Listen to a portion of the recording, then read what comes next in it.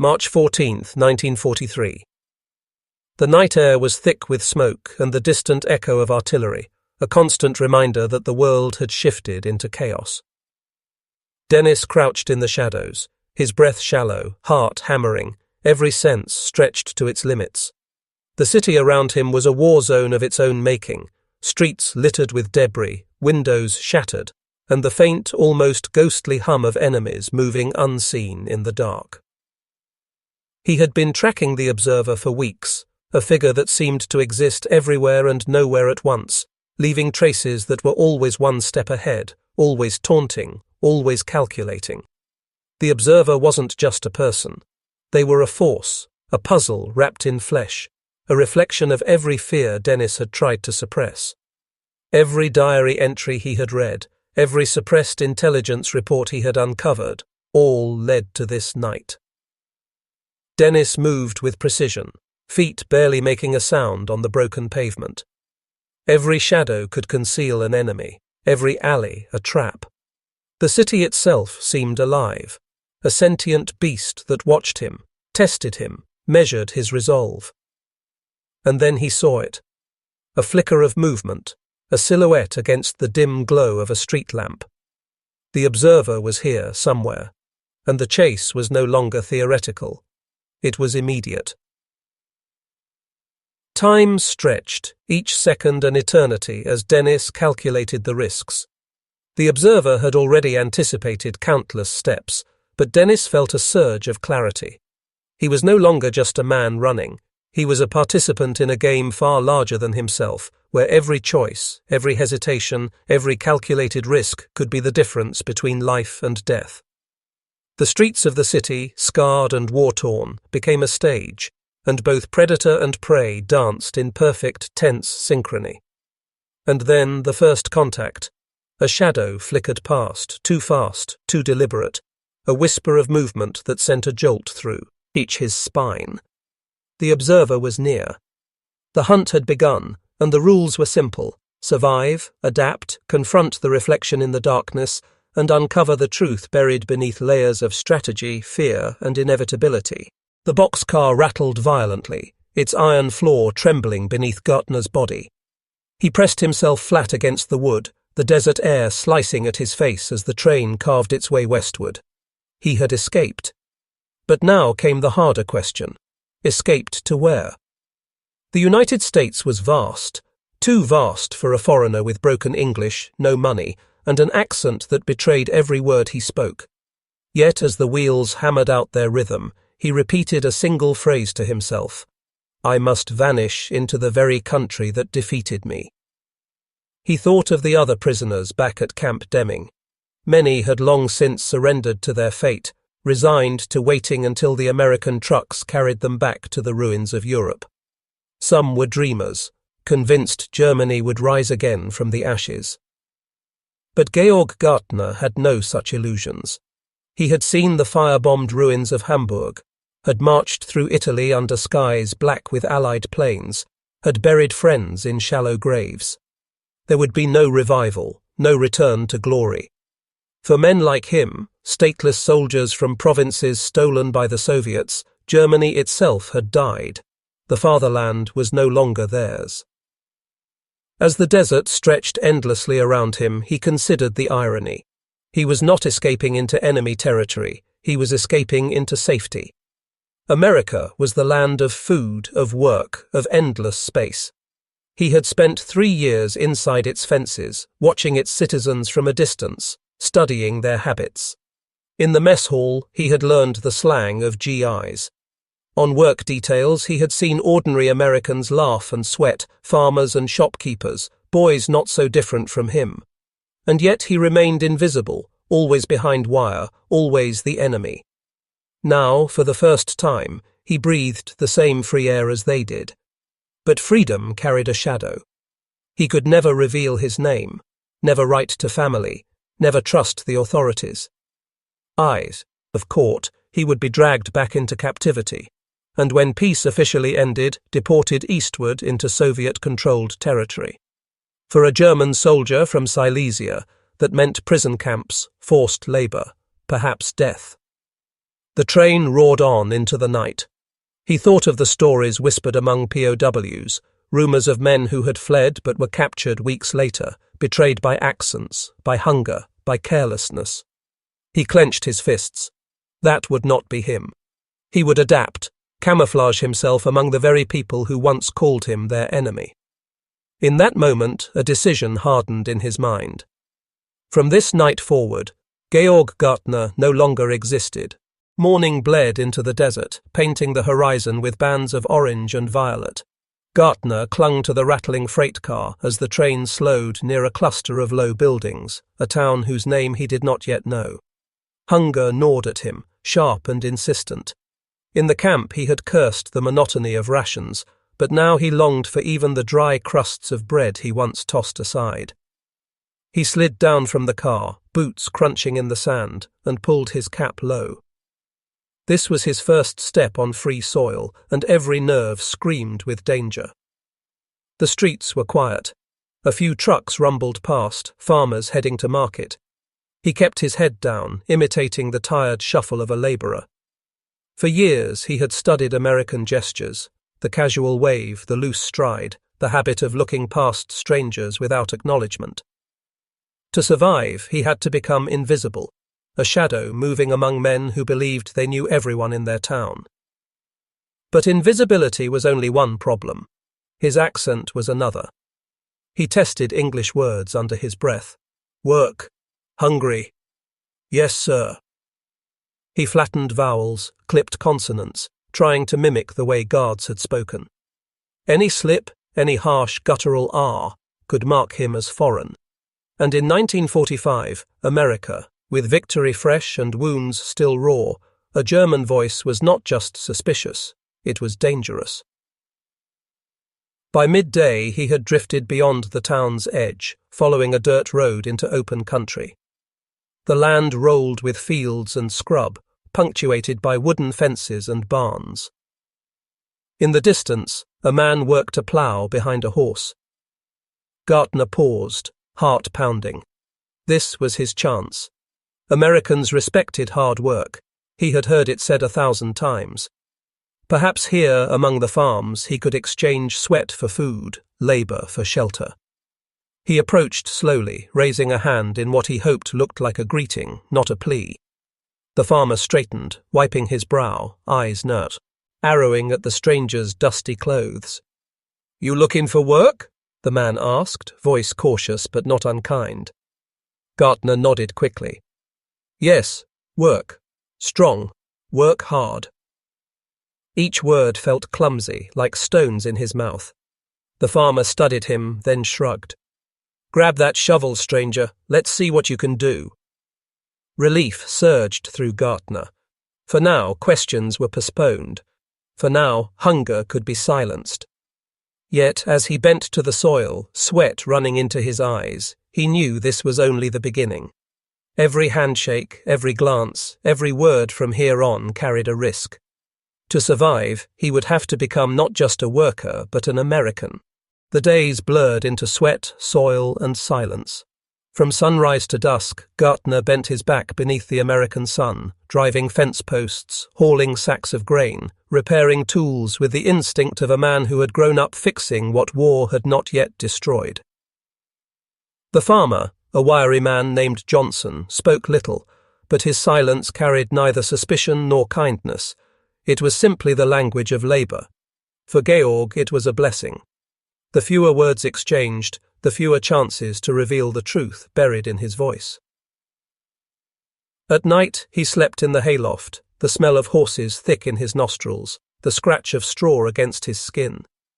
He lay awake, staring through the gaps in the wooden roof at the stars. They seemed sharper here, brighter than in Europe, burning over an alien land. He thought of his family, scattered like ashes by the shifting borders of a war none of them had chosen. Did his mother still live? Had his brother survived the Russian front? Every question ended in silence, and silence became his only companion. The farmer's wife sometimes left food by the loft ladder, cornbread, beans, a jug of milk. She never asked his name. Perhaps she thought him a drifter, another casualty of the Depression years that had scarred the land before the war. America was full of such men, wandering from town to town, carrying nothing but calloused hands and empty pockets. Georg realized with a shock, this country already had a place for men like him. He was not the first ghost to walk its roads. Weeks turned into months. He learned to shape his tongue into the rhythms of American speech, shortening words, dropping syllables. He practiced alone, whispering sentences into the night. Sometimes he listened to a radio in the kitchen below, repeating phrases after the announcer until they no longer sounded foreign. Slowly, the sharp edges of his German accent dulled. But with Silas' revival came paranoia. Every newspaper headline about captured fugitives gnawed at him. In distant towns, other escaped Germans had been dragged from barns, from freight yards, from factory jobs. The FBI had a name for men like him, escapees. For them, the war was not yet over. For Georg, every day of freedom was borrowed time. One evening, as the sun sank blood-red over the fields, Johnson finally spoke more than a handful of words. He leaned on his shovel, squinting. "You work hard, stranger, but you never say where you're from. What's your name?" The question struck like a shell burst. For a heartbeat, Georg froze. Then, with a calm he did not feel, he answered, "My name is Dennis." Dennis. The word felt strange on his tongue, like a borrowed coat not yet broken in, but once spoken, it became armor. Johnson nodded, seemingly satisfied, and returned to his work. The moment passed, but inside Georg, Dennis, something shifted. For the first time since leaping from the freight train, he was no longer a fugitive without a name. He was someone else. The alias gave him power. With it, he could shape a story, one believable enough to withstand casual questions, yet vague enough to conceal the truth. Dennis became a drifter born in the Midwest, orphaned young, chasing work wherever he could find it. America, with its millions of anonymous farmhands and railroad men, gave his lie shelter. Who would question another nameless worker, one more shadow in a country always on the move? But even as Dennis grew stronger, Georg lingered in the background like a ghost. At night, lying in the loft, he sometimes whispered his real name, terrified that forgetting it would erase the last thread tying him to the world before. "Georg Gaertner," he would murmur into the dark, then fall silent, listening to the insects outside, as though the desert itself demanded he bury that name deeper with each passing day. After several months on the farm, he knew he could not stay. Farmers asked too many questions eventually, drifters by nature moved, so Dennis moved on. With a few dollars in his pocket, earned from weeks of sweat, he walked to the highway and raised his thumb at passing trucks. Hitchhiking was easy in 1945. Men returning from war recognized the look of someone who had traveled far with little more than stubbornness. No one asked for papers. No one suspected the man in the back of their truck was once a uniformed soldier sworn to Hitler's Reich. Town after town blurred by. He worked in kitchens, on construction crews, in lumber yards. Each job taught him new words, new rhythms of speech. He laughed when others laughed, cursed when they cursed, memorized the slang of GIs now home from the Pacific. He copied their gestures until they became his own. Piece by piece, the German inside him was ground down, replaced by an American mask that fit tighter each day. But even as his disguise grew flawless, one fear gnawed at him. Photographs. The FBI had distributed his face to sheriffs and police across the country. A single match, a bartender recognizing his eyes, a clerk noticing his cheekbones, could end everything. He avoided cameras, shunned social gatherings, kept his head low. In a land bursting with celebration after victory, Dennis was the lone man who could never join. He had won his freedom, but at the cost of becoming invisible. America was changing.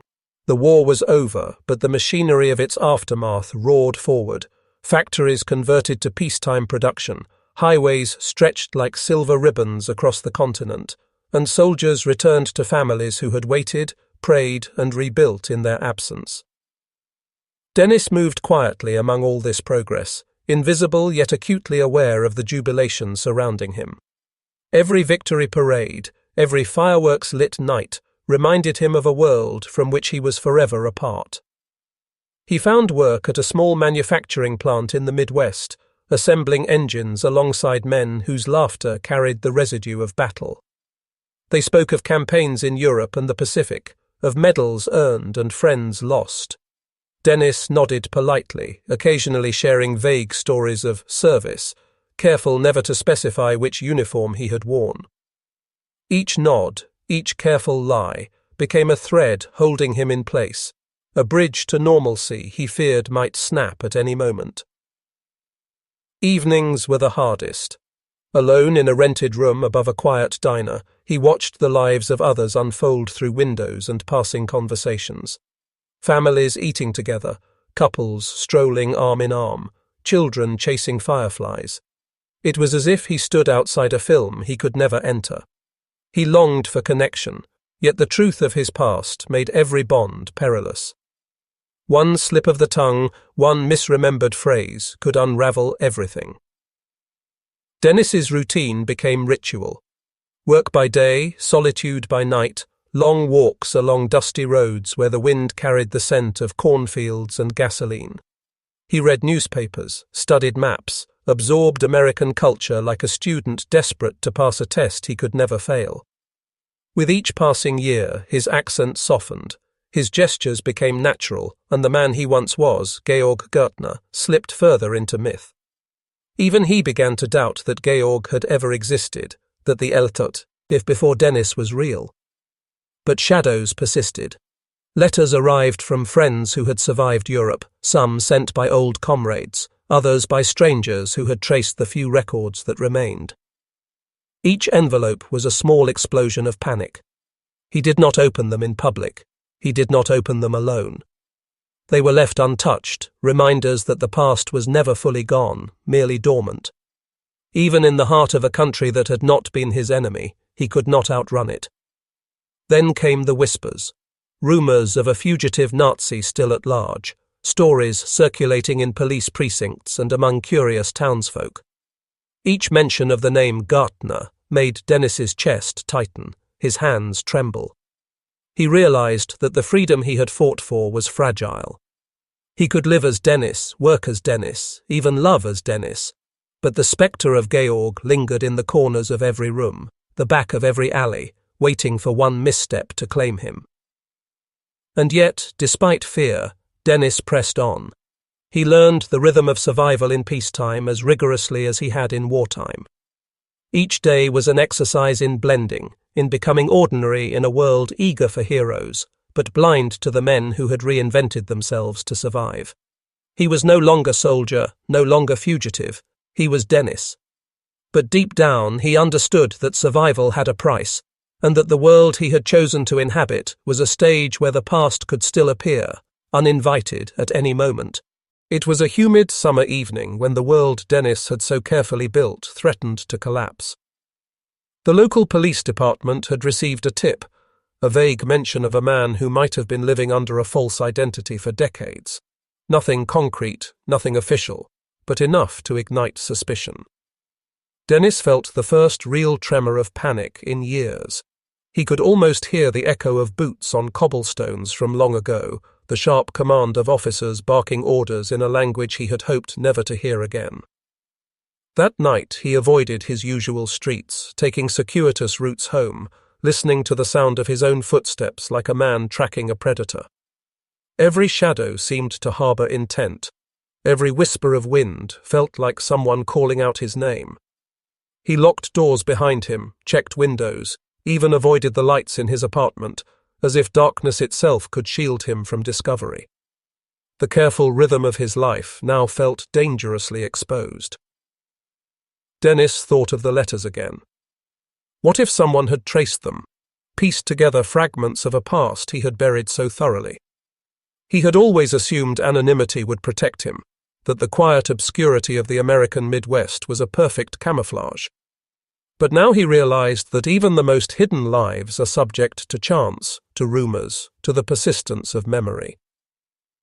At work, he forced a smile, exchanged banal greetings, and pretended that the outside world was exactly as it had always been. But even as he tightened bolts and adjusted machinery, his mind raced through contingencies. Escape routes, safe houses, untraceable trains. Every detail of the past, every lesson learned in war, became suddenly urgent. Dennis understood with chilling clarity that the skills that had once saved his life could be the very ones that now endangered it.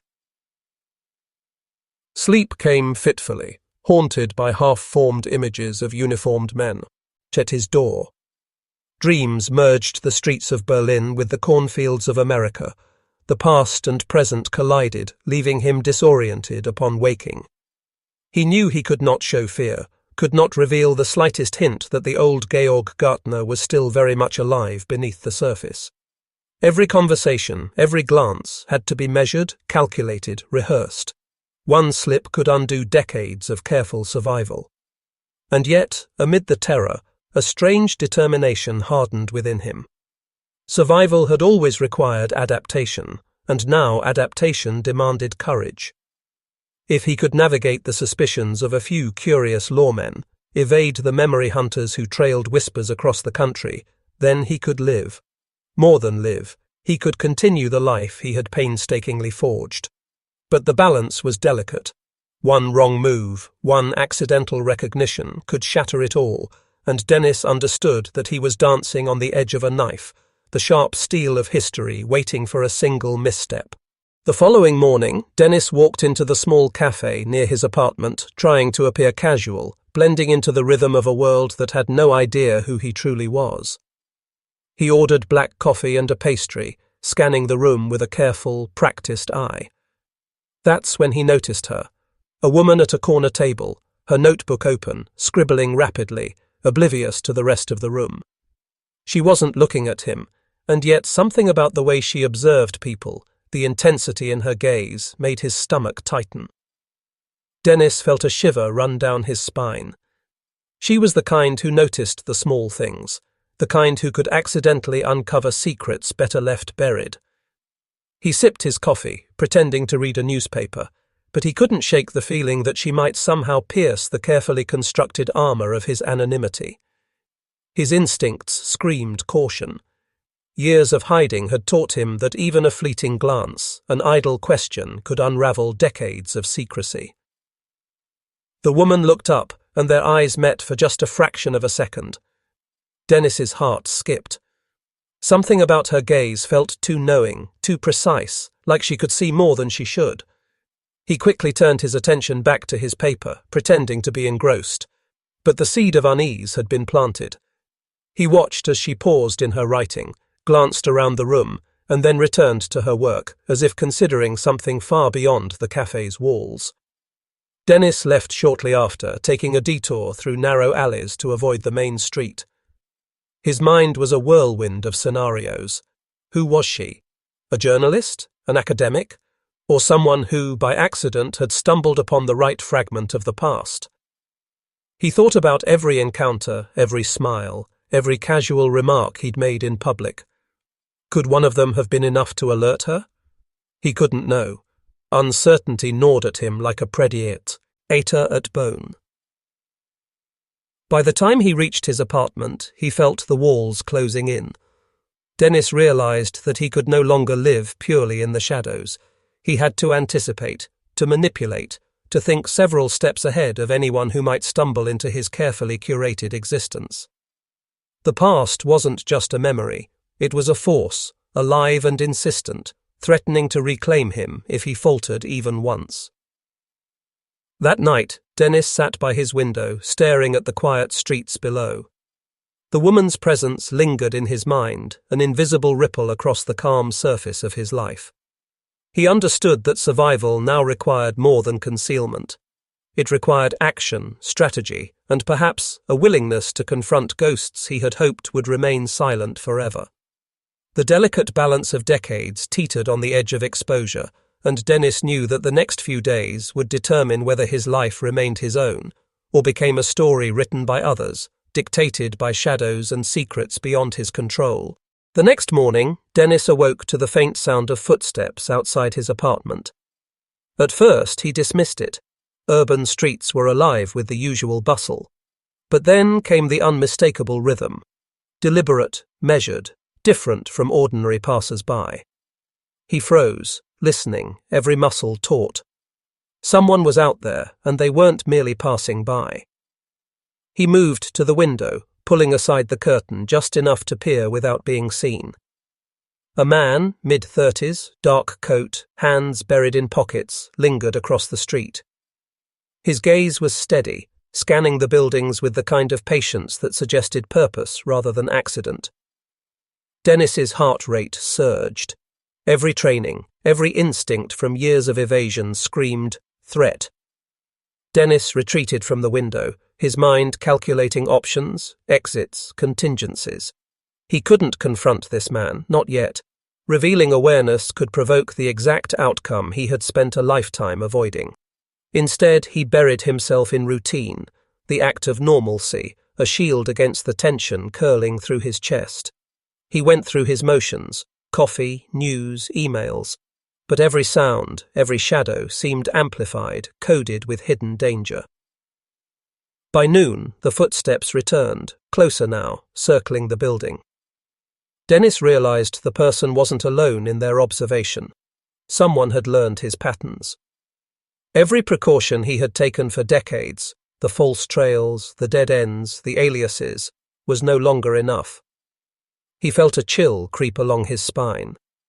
Whoever was watching him wasn't random. They had patience, resources, and most frighteningly, knowledge of his life. Dennis spent the afternoon scanning the streets from his apartment, counting faces, noting cars, memorizing details. He documented everything in a notebook, methodically recording movements, descriptions, times. It was the only way to maintain control, to ensure he wasn't simply reacting blindly. The sense of being hunted sharpened his mind to a razor's edge. Survival, he realized, was now not about remaining invisible, but anticipating the moves of a shadowy adversary he had yet to meet. As dusk settled, he heard a soft knock at his door. His pulse quickened. No one he expected should be visiting. He waited, holding his breath, until the sound faded. Someone testing him, gauging his response. Dennis knew then that the delicate line he walked between safety and exposure had already been crossed. He was no longer merely hiding. He was being pursued. That night, he sat at his desk, studying maps of the neighborhood, planning routes, exit strategies, contingencies. The sense of dread was not paralyzing, it was galvanizing. He understood that the next move belonged to him. Whoever had come into his orbit had underestimated the extent to which he had built defenses, both physical and mental. And now, it was time to see who was truly capable of controlling the story. Him or the unseen eyes that threatened to rewrite it. Night fell, and with it the city transformed into a labyrinth of shadows. Dennis stayed alert, moving quietly, listening to the low hum of distant traffic and the occasional siren that punctuated the darkness. Every instinct screamed that tonight would be pivotal. He couldn't wait passively anymore. He had to act, to understand who had breached the invisible walls around his life. He grabbed his coat, his notebook, and a small digital camera. Exiting through the back stairwell, he avoided the main doors, the paths most obvious to anyone tracking him. The streets were nearly empty, but he remained vigilant, eyes scanning windows, alleyways, and the occasional pedestrian. The city felt alive with hidden movements, patterns and rhythms that only someone attuned could detect. Dennis's mind replayed every unusual occurrence from the past weeks, the strangers at his coffee shop, the repeated glances on the street, the mysterious emails with no return address. None of it had been random. Every anomaly was a breadcrumb, a map laid out by someone with intent. The thought tightened his chest, but it also ignited a controlled fury. Whoever this was, they were playing a game, and he refused to lose. He reached a vantage point across from his apartment, crouching behind a low brick wall. From here, he could observe without being observed. He set up his camera, focusing on the street and building entrances. Minutes stretched, tension mounting, until a figure appeared. The man in the dark coat, pacing deliberately, scanning the buildings. Dennis felt the familiar surge of adrenaline. They were watching, just as he had expected. But this time, he had prepared. Every movement he made was deliberate, designed to test the observer, to provoke a reaction. The man paused, lifted his head, and Dennis caught a flash of recognition, a subtle hesitation in his gait, a signal that he hadn't anticipated. Dennis took a quick photo and ducked back behind cover. The hunter had revealed himself, even if only slightly.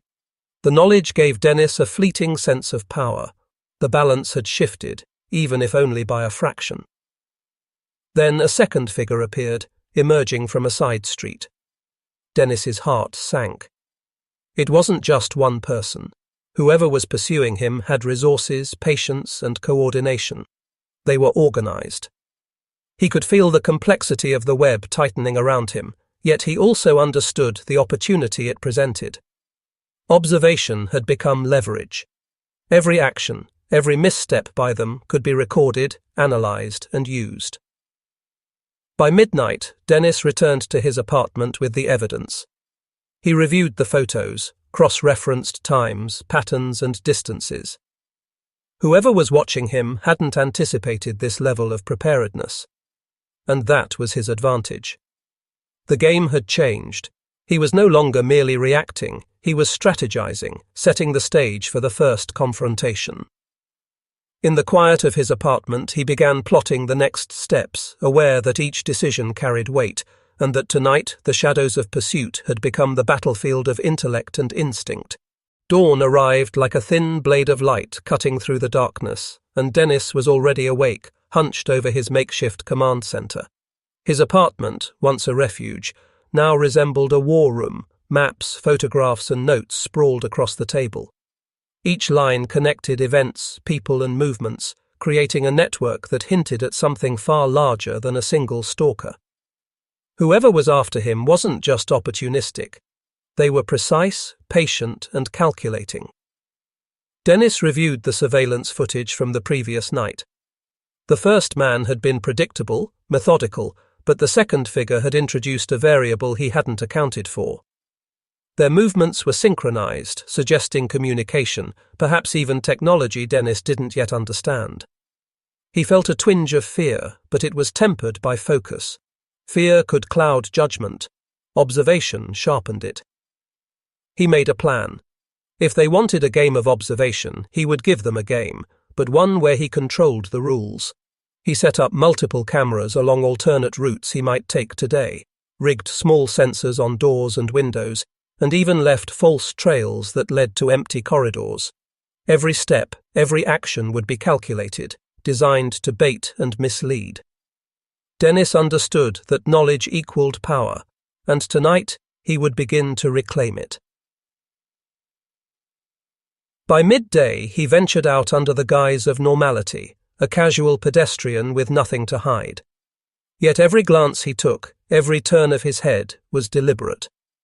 He observed the reflections in store windows, the patterns of passing strangers, searching for the familiar figures. Minutes stretched into an hour, tension building with each unbroken silence. Then, at a corner he had marked in advance, he noticed subtle movements, a shadow slipping between street lamps, careful, precise, like a predator studying prey. Dennis froze for a moment, then abruptly shifted his direction, leading the pursuers exactly where he wanted. It was a delicate dance. One misstep could expose him. He felt his pulse accelerate, but he kept his breathing controlled, his mind analyzing every micro-expression, every shift in posture. They were testing him as much as he was testing them. Finally, he reached the predetermined point, a narrow alley, closed at the far end, the perfect trap for observation without confrontation. From the shadows, he could see them coordinating, unaware that Dennis had already anticipated this. With a small camera hidden in a lamppost, he captured every move, every reaction. In that instant, the balance shifted further. They had underestimated him. Returning home, Dennis reviewed the footage again. The realization hit him like ice. He was no longer a target. He was a player. And the stakes had just escalated. Whoever was orchestrating this pursuit had no idea that their prey was now fully awake, fully aware, and ready to turn the tables in ways they could not imagine. The real game was about to begin. Night fell like a velvet curtain, swallowing the streets in shadow, yet Dennis moved through it with the precision of a hunter. He wasn't just avoiding detection anymore. He was shaping it, molding the environment to his advantage. Every corner, every street lamp, every reflective surface became part of his arsenal. The pursuers thought they were invisible, but Dennis had turned the city into a map he knew by heart. He set up his next trap, a series of decoys and diversions meant to split their focus. Tiny devices triggered by motion, subtle lights blinking in abandoned hallways, recorded sounds echoing through empty streets. The sophistication was deliberate, almost theatrical, because Dennis understood the psychological element. He wasn't just defending himself, he was sending a message. He would not be cornered. Hours passed. He tracked every movement with meticulous attention, predicting their shifts before they even happened. The second figure from the previous night appeared first, cautiously approaching the alley where Dennis had laid the bait. Then the first followed, almost as if drawn by some invisible tether. Dennis watched, hidden behind a corner, adrenaline and anticipation coiling tight in his chest. He activated a subtle signal, an automated recording of footsteps and whispers leading away from his true position. The pursuers reacted immediately, splitting up, their coordination faltering under the illusion. Dennis suppressed a small smile. They were clever, but they had underestimated his ability to adapt, to anticipate, to manipulate perception.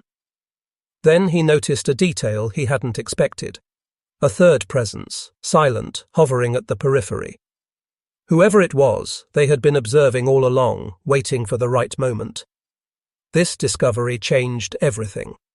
Dennis realized the complexity of the network was far greater than he had imagined. The people pursuing him weren't acting on impulse. They were part of a system, and he was now inside it. Dennis decided to escalate. He left a trail of false evidence leading to a vacant building, rigged with multiple cameras and sensors.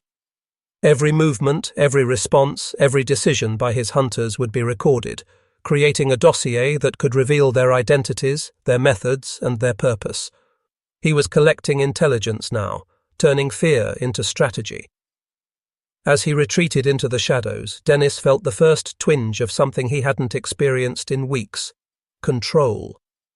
The hunt had shifted, and with it a dangerous exhilaration. He knew the coming days would test him like never before, but for the first time, he was ready. Not just to survive, but to dominate. The night had become his battlefield, and Dennis intended to win, no matter what it took. By dawn, the city had shifted again, as if it sensed the battle unfolding in its veins. Dennis moved through the empty streets like a phantom, every step measured, every breath controlled. The false trails had worked. The pursuers were fractured, misdirected, and increasingly desperate. But desperation, Dennis knew, made people dangerous. And now he was facing something far more complex than simple hunters. They were strategists, predators who adapted quickly. The third figure, the silent observer, had begun to act. Dennis noticed subtle shifts, objects slightly moved, patterns subtly disrupted, signals intercepted. Whoever this was had experience, training, and patience. They weren't chasing blindly, they were gathering intelligence, learning his habits. The realization hit Dennis like a physical blow. The game had escalated beyond anything he had anticipated. He decided to confront it head-on. Using a rooftop vantage, he watched as the silent figure approached one of his decoys. Instead of triggering the trap, they paused, examining it carefully, almost ritualistically. Dennis's pulse quickened. This was no ordinary opponent. This was someone who could anticipate mistakes before they were made, who understood the psychology of the hunt as intimately as he did. Dennis altered his plan. He stopped thinking in terms of evasion and began thinking in terms of exposure. If he could draw this observer into a controlled environment, he could turn the tables.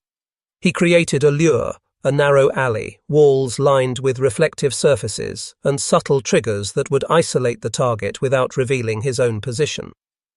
Every detail was designed to reveal more than just presence. It would expose intent, hesitation, and perhaps even identity. The observer took the bait. Dennis watched from above as they moved with calculated caution, scanning, adjusting, aware of every potential threat. Yet even with their skill, the setup forced them to make decisions they hadn't prepared for. Their reactions were deliberate, precise, but revealing. Dennis noted every shift, every micro-expression, every tiny adjustment. This was no longer a pursuit. It was a chess game with lethal consequences. Hours passed. Dennis realized the stakes had transformed entirely. He wasn't just surviving anymore. He was probing the limits of an enemy whose motives were obscured, whose reach was unknown. The realization that he was being studied as intensely as he was studying them sent a chill down his spine. And yet, despite the fear, there was a surge of exhilaration. This was a confrontation he had to master, and mastering it meant understanding not only his hunters, but himself. As night began to creep back, Dennis prepared for the final act of the day. The silent figure had revealed patterns, weaknesses, and hints of purpose. The next encounter would not be mere survival, it would be a declaration. Dennis intended to seize control, to dictate the terms of the hunt, and to turn the shadows themselves into allies. Night fell like a shroud, draping the city in muted shadows that danced with the flickering streetlights. Dennis moved silently, every sense heightened, every nerve alert. The city was his stage now, each alley, rooftop, and hidden corridor meticulously prepared for the final act. He wasn't just hunting, he was orchestrating a climax, a confrontation that would leave no room for error. The silent observer had taken the bait, but Dennis knew the game wasn't over yet.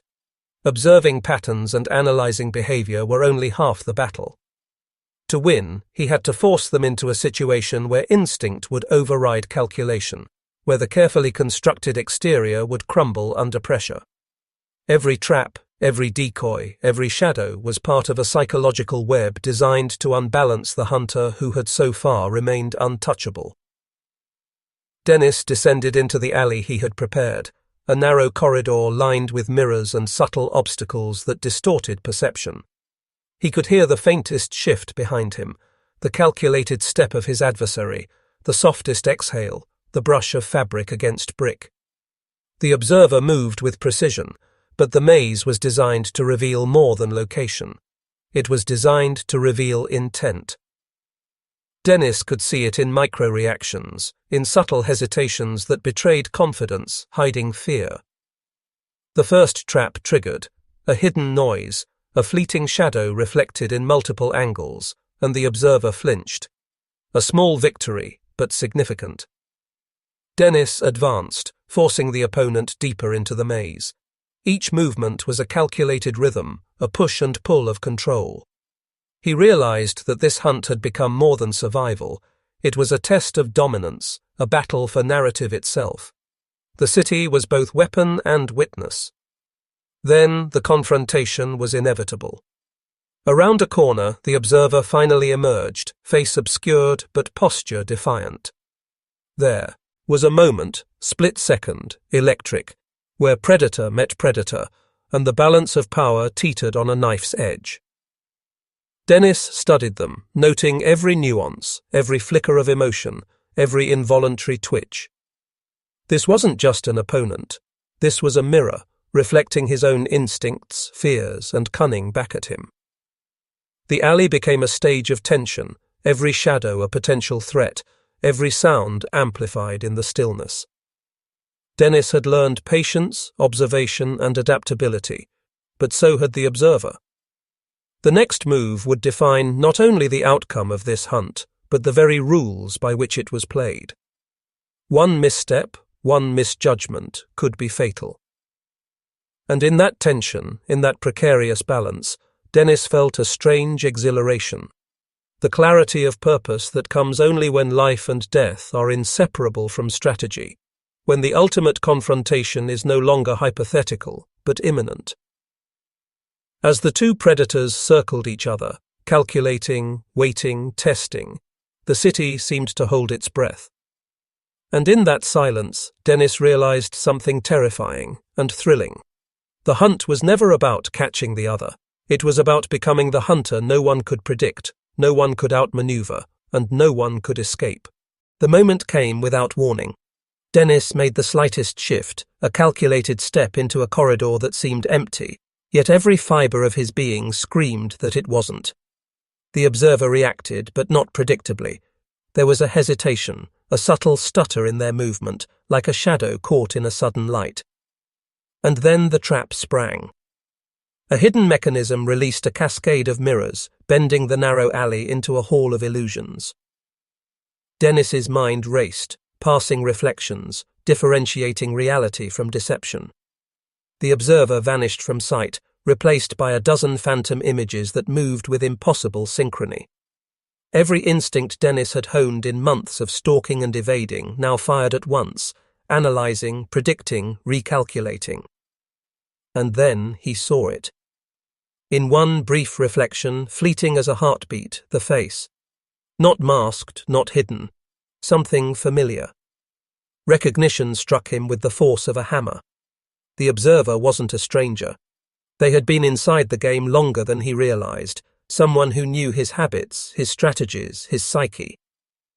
The realization fractured his focus for a split second, enough for the observer to appear from another angle, almost like a ghost materializing from the reflections themselves. Dennis lunged, instincts overriding shock, but the observer anticipated the move. A subtle shift in weight, a sidestep timed perfectly, and Dennis's momentum was diverted into a wall, startling him but not harming him.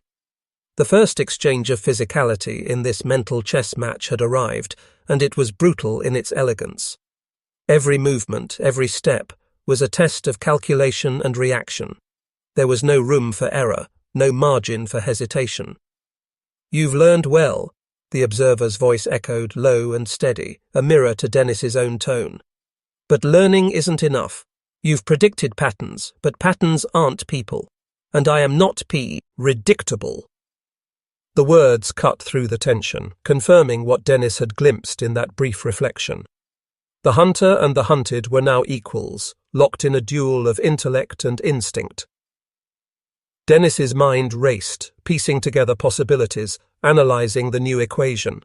The maze, the reflections, the traps, all designed to test him, to probe his limits, to see how far he would go when confronted with someone who knew him as well as he knew himself.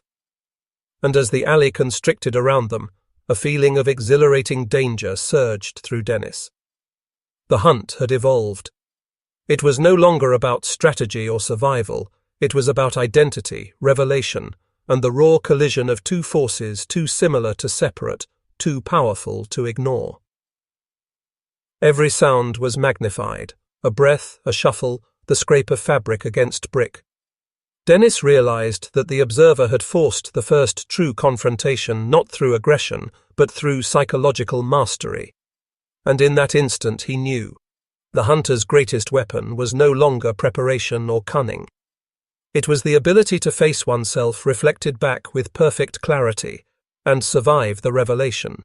The city breathed around them, a labyrinth of steel, shadow, and silent judgment. Every alley, every rooftop, every flickering light became a piece of the game board, and Dennis felt the weight of it pressing down. The observer was no longer just a pursuer. They were a mirror, a shadow of every decision Dennis had ever made, anticipating his every move before he even thought it. He ran, heart pounding, mind slicing through possibilities with surgical precision.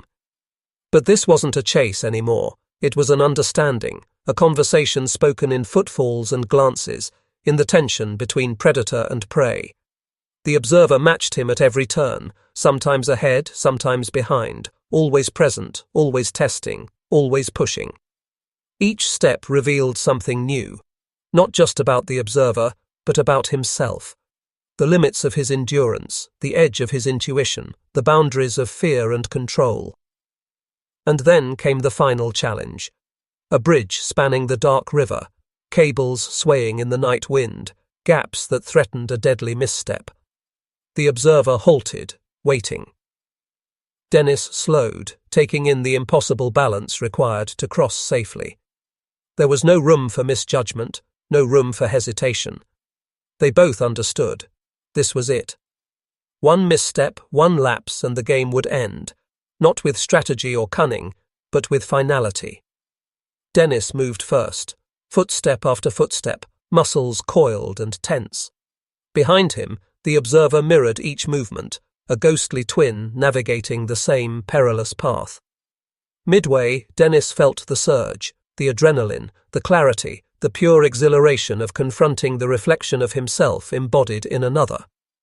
He realized, with a shock that was almost relief, that the observer wasn't an enemy. They were a catalyst. The challenge wasn't to defeat them, it was to confront the truth of his own limits and emerge unbroken.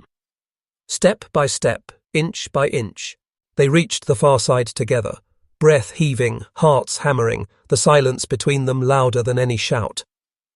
For the first time, the tension cracked, revealing something almost human beneath the relentless game. Respect, recognition, acknowledgement of equal force. No words were necessary. In the shared danger and mirrored skill, they had found something forbidden and rare: understanding. Dennis stopped at the edge, the cityscape unfolding below, neon lights reflecting in the dark water like scattered memories. The observer paused beside him, then vanished into the shadows, leaving only the echo of footsteps and the weight of what had been endured. The hunt was over. The lesson remained. Survival was never about cunning alone. It was about knowing oneself, meeting the reflection, and standing unflinching in the face of it. And as Dennis turned away, the city seemed different, more alive, more dangerous, more honest. Because he had faced the ultimate adversary, and it had been within all along. The silence that followed was not emptiness. It was revelation, final and absolute. The game had ended, but the truth, buried deep and undeniable, would remain forever.